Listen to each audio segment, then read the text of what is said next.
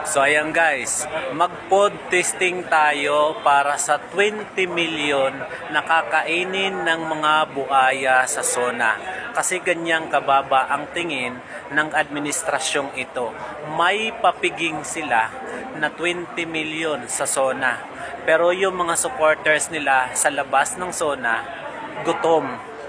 Baka walang makain. Yung sumusuporta ka sa gobyerno tapos pera ng taong bayang ang nilalamon nila, may papiging pa sila. So ito ang gagawin natin, magpo-food testing tayo kung ano yung kakainin ng mga buaya sa SONA, 'di ba? Kasi ganyan ang tingin ng gobyernong ito sa mga Pilipino. Yung pera ng taong bayan, ipipiging nila sa SONA, tapos tayong mga Pilipino ay nakakaranas ng kahirapan, di ba?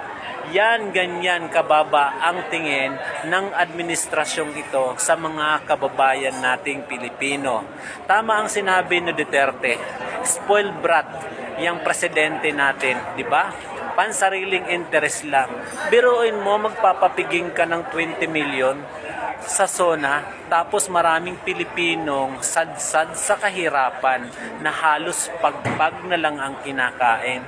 Tapos yung mga buhaya sa loob ng Senado ay pinapakain.